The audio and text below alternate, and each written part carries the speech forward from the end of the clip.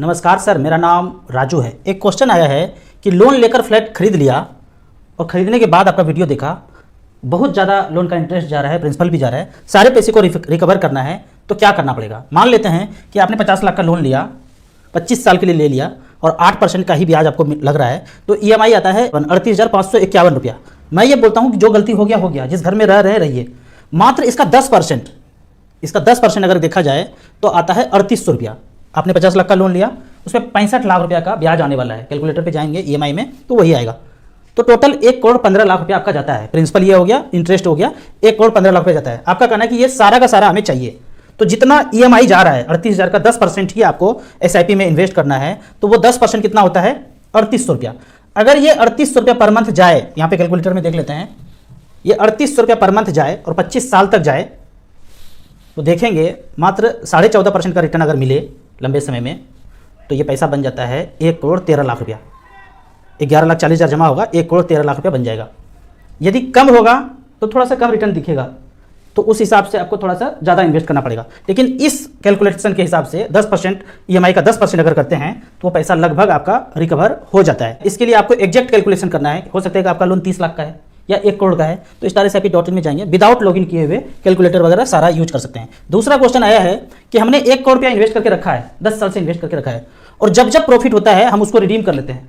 अब रिडीम करने पे दो बात हो सकता है अलग अलग इन्वेस्टर के दृष्टिकोण से, या तो उस पैसे को खर्च कर लिया तो कोई बात नहीं, और दूसरा तरीका है कि री इन्वेस्ट कर दिया।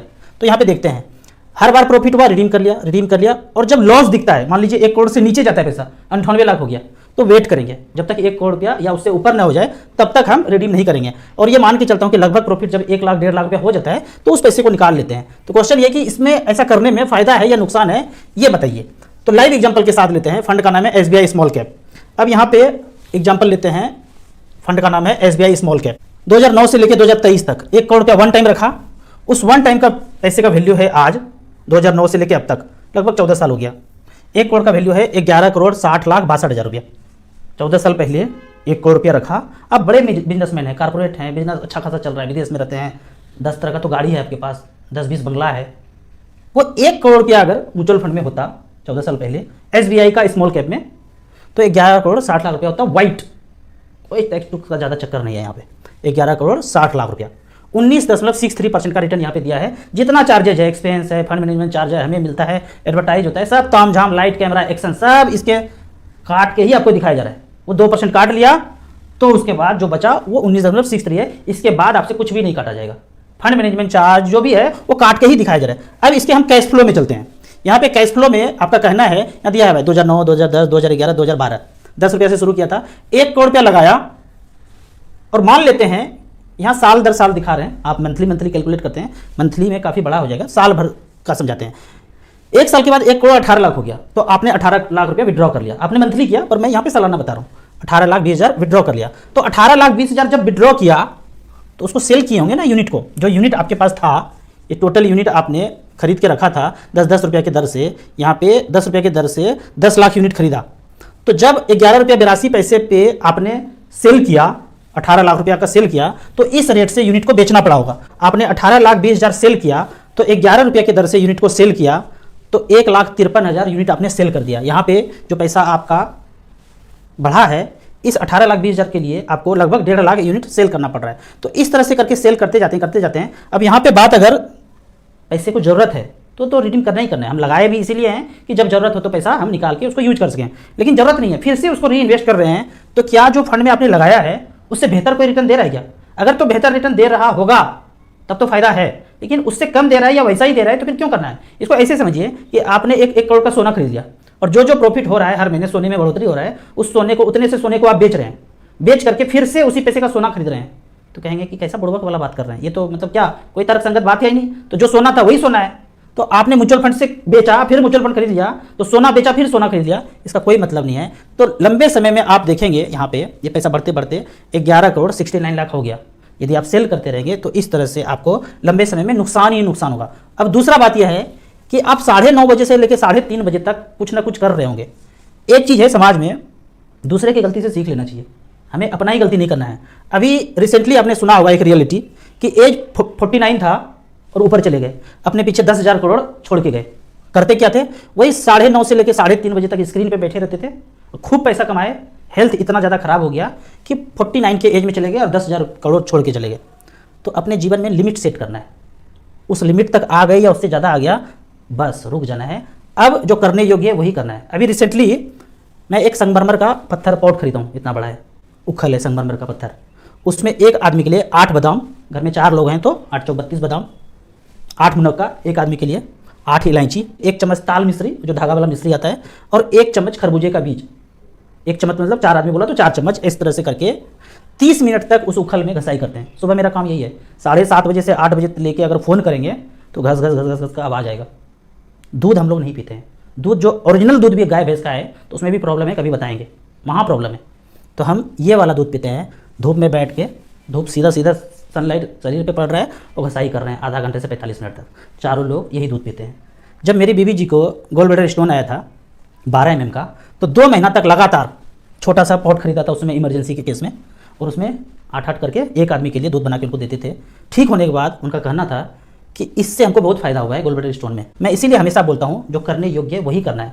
अब इतना तामझाम करके हेल्थ अगर ख़राब है और इतना तामझाम करके आप रिटर्न थोड़ा बहुत ज़्यादा ले भी रहे हैं तो क्या फ़र्क पड़ता है?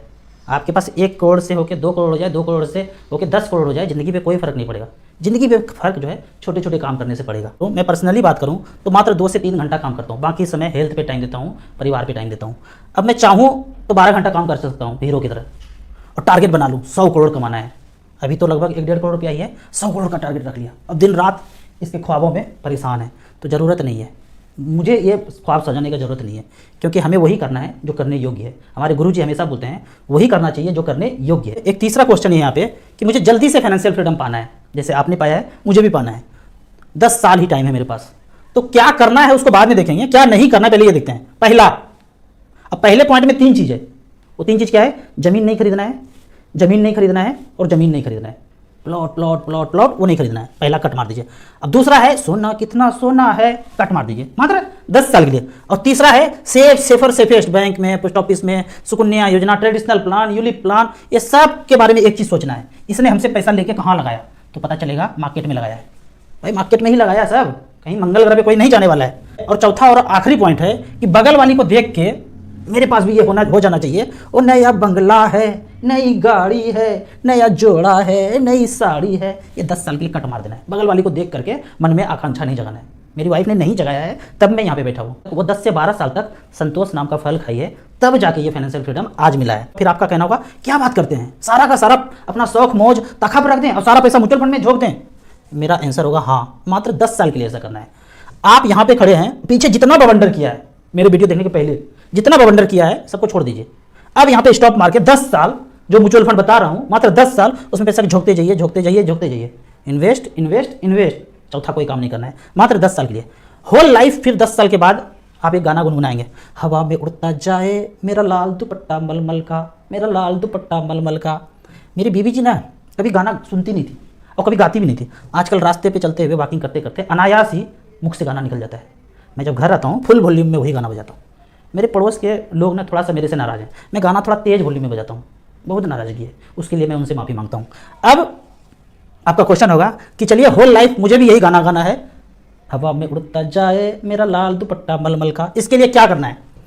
तो इसके लिए 10 साल 15,000 रुपये पर मंथ मैं बताऊँ करना क्या है। अगर आप सब कुछ बंद कर देंगे ना, पीछे का EMI, car EMI, plot EMI, traditional plan, तामझाम सब बंद कर देंगे तो 15,000 रुपये इजिली बच जाएगा। उस 15,000 रुपये पर मंथ को यहाँ पे देखते हैं। पहला हमने मिड कैप लिया है 15 साल और 15,000 रुपये पर मंथ। पहला फंड आता है HDFC मिड कैप अपॉर्चुनिटी, झोंक दीजिए यहाँ पे 2-3 हज़ार रुपया। रिकॉर्ड बताता है 2008 से लेकर अब तक 27 लाख जमा हुआ है, 15,000 का रिकॉर्ड है, 1 करोड़ 23 लाख हुआ है। हमें चाहिए कितना? अंदाज चाहिए 1 आंख फाइनेंशियल फ्रीडम पाने के लिए, वो पहला 1 करोड़ मिल गया 18% के रेट से। दूसरा एडलवाइज मिड कैप 27 लाख जमा हुआ है, 15,000 रुपये पर मंथ, 1 करोड़ 22 लाख बनाया है 18% के रेट से। एवरेज का बात करें पिछले 15 साल में एवरेज 16.4% का रिटर्न मिला है। अब स्मॉल कैप का बात करते हैं। स्मॉल कैप में हमने 13 साल सेलेक्ट किया है, क्योंकि 15 साल पहले काफी सारा फंड है जो लॉन्च ही नहीं हुआ था। यहां पे भी 15,000 रुपये पर मंथ।